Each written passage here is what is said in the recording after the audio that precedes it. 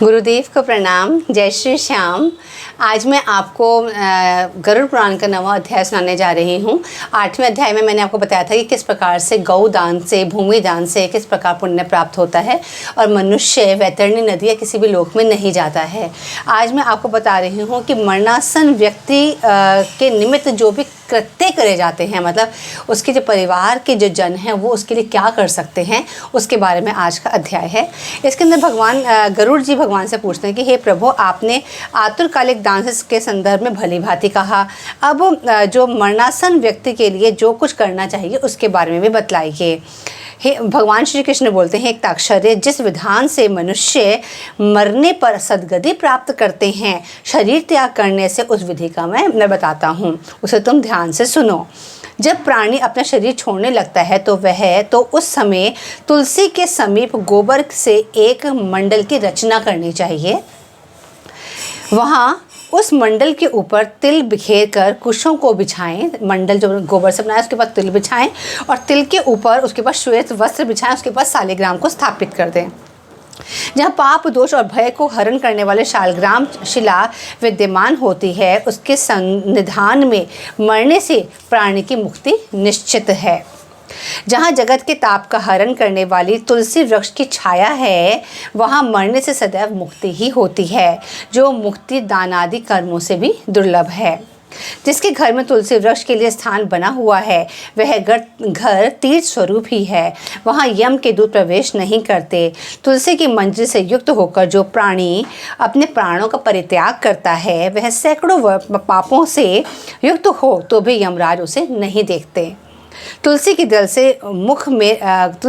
को मुख में रखकर तिल और कुश के आसन पर मरने वाला व्यक्ति पुत्रहीन हो तो भी निस्संदेह विष्णुपुर को ही जाता। अगर किसी के पुत्र नहीं है मगर उसके संबंधियों ने अगर उसको कुश की वो बनाकर मंडल बनाकर उसके ऊपर उसको स्थापित कर दिया है, तो उसके मतलब क्या है कि वो भी विष्णु लोक को ही जाएगा। तीनों प्रकार काले, सफ़ेद और भूरे रंग के तिल, कुश और तुलसी, ये सब मरणासन प्राणी को दुर्गति से बचा लेते हैं। ये अतः मेरी पसीने से तिल पैदा हुए हैं, अतः ये पवित्र हैं। असुर, दानव और दैत्य तिल को देखकर भाग जाते हैं। हे ताक्षर्य, मेरे रोम से पैदा हुए कुश मेरी विभूति हैं। मतलब भगवान ने बताया है कि तिल जो है भगवान के, वो भी जो तिल हैं वो भी भगवान के पसीने से पैदा हुए हैं और जो कुश है भगवान के शरीर रोम से पैदा हुए हैं। इसलिए उनके संस्पर्श से ही मनुष्य को स्वर्ग की प्राप्ति होती है। कुश के मूल में ब्रह्मा, कुश के मध्य में जनार्दन और अग्रभाग में शंकर हैं। इस प्रकार तीनों देवता कुश में स्थित रहते हैं।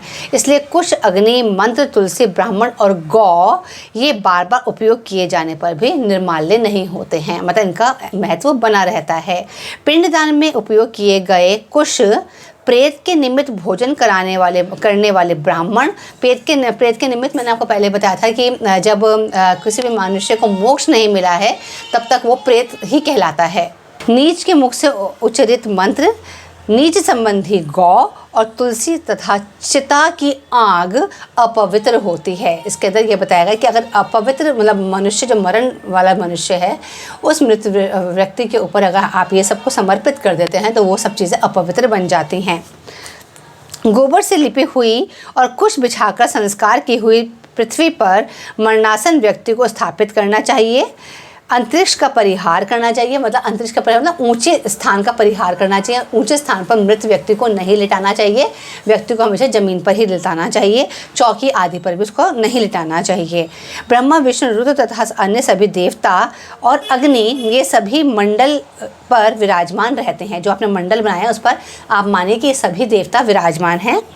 इसलिए मंडल की रचना करनी चाहिए। जो भूमि मलमूत्र आदि से रहित होती है वह सर्वत्र पवित्र होती है, किंतु जो भूमि भाग मलमूत्र आदि से दूषित है वहाँ पुनः लीपने पर उसकी शुद्धि भी हो जाती है। बिना लिपी हुई भूमि पर और चारपाई आदि पर या भूमि की सतह से ऊपर राक्षस, पिशाच, भूत, प्रेत और यमदूत प्रविष्ट हो जाते हैं। इसलिए भूमि पर मंडल बनाए बिना अग्निहोत्र, श्राद्ध, ब्राह्मण भोजन, देव पूजन और आतुर व्यक्ति का स्थापन नहीं करना चाहिए। इसलिए लिपि हुई भूमि पर आतुर व्यक्ति को, मतलब जो मरा हुआ व्यक्ति है, उसको लिटाकर उसके मुख में स्वर्ण और रत्न का प्रक्षेप करके शालग्राम स्वरूपी भगवान विष्णु का पादोदक करना चाहिए। जो शालग्राम शिला के जल को बिंदु मात्र भी पीता है वह सभी पापों से मुक्त हो वैकुंठ धाम को जाता है।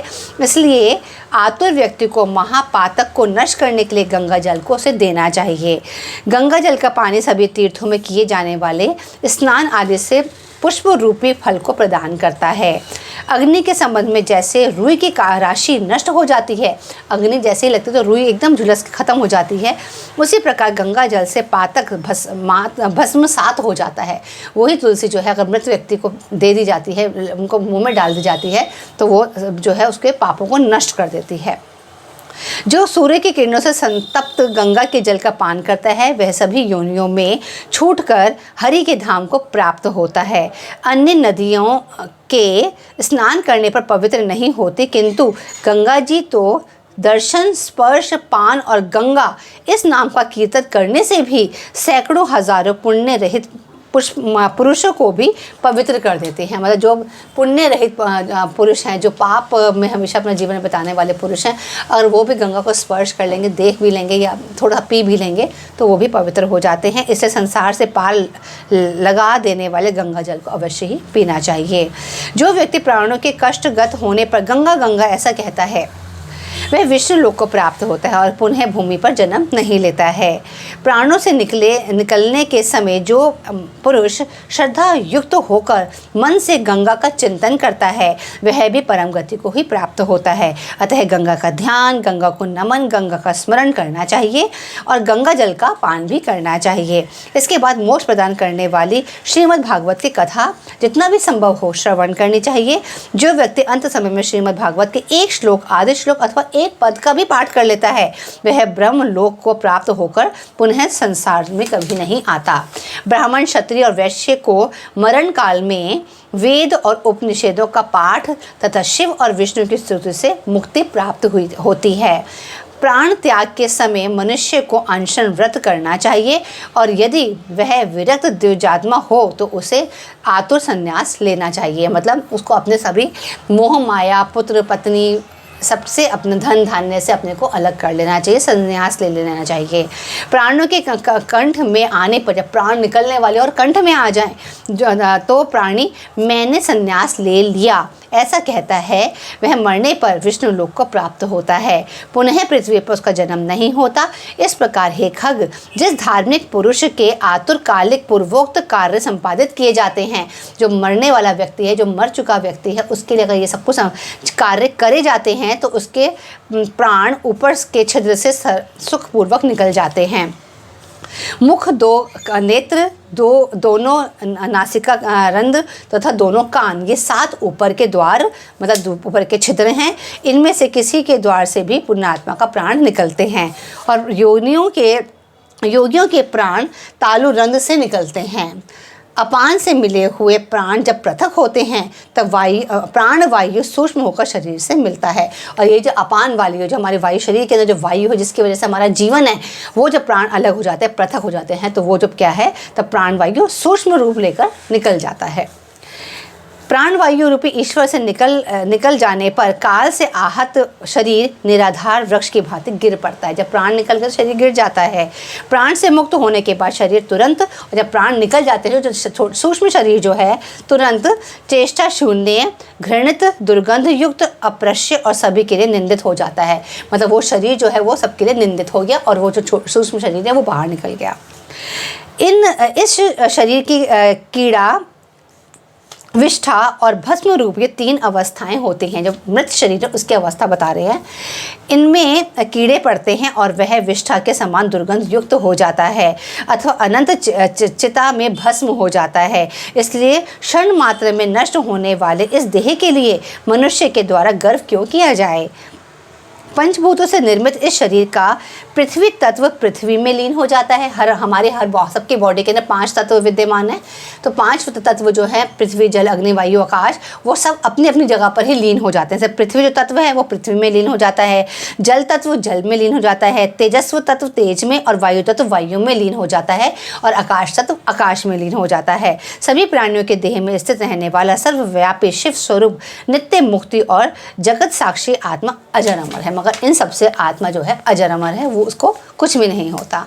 सभी इंद्रियों से युक्त और शब्द आदि विषयों से युक्त मृत व्यक्ति के देह से निकलना जीव कर्म कोश से संबंधित तथा काम और राग आदि से सहित पुण्य की वासना से युक्त होकर अपने कर्मों के द्वारा निर्मित नवीन शरीर को उसी प्रकार प्रवेश करता है जैसे घर के जल जाने पर ग्रस्त दूसरे नवीन घर में प्रवेश करता है। यहाँ पर ये बताया कि जब मृत शरीर के साथ अगर आप तुलसी जल डालते हैं, वो गंगा का नाम लेता है, स्मरण करता है, गंगा जल पीता है और इस प्रकार की कुशा के साथ उसको भेजा जाता है, तो उसके उसके सारे के सारे जो भी पाप हैं वो नष्ट हो जाते हैं और उसके वो सब जो कर्म हैं वो शुभ माने जाते हैं।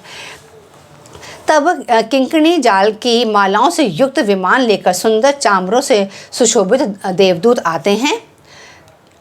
धर्म के तत्वों को जानने वाले बुद्धिमान धार्मिक जनों के विषय के प्रिय ये देवदूत कृत्य इस जीव को विमान के से स्वर्ग ले जाते हैं। सुंदर दिव्य धारण करके, निर्मल वस्त्र और माल्य धारण करके, सुवर्ण और रत्नादि के आभरणों से युक्त होकर वह मानुभव जीवदान के प्रभाव से देवताओं से पूजित होकर स्वर्ग को प्राप्त होता है।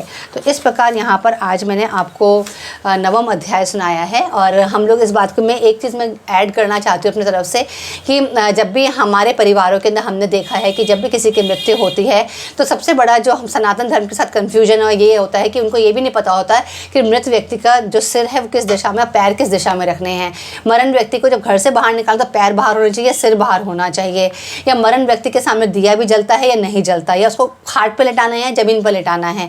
तो मतलब और उस समय क्या होता है कि जब भी कोई भी ऐसा होता है तो परिवार के जो और संबंधी होते हैं, जिसकी जितनी समझ है, जो सब कुछ अधूरी समझ है, उसके साथ वो अपनी अपनी गाइडेंस देना शुरू कर देते हैं और साथ में बोलते हैं। और जो घर का जो सदस्य है, जो पुत्र है, जो भी और सगे एकदम इमीडिएट रिलेटिव्स हैं, वो फिर उस समय कंफ्यूज हो जाते हैं और जो बोल रहा होता है वो सब कुछ ही वो करने लग जाते हैं।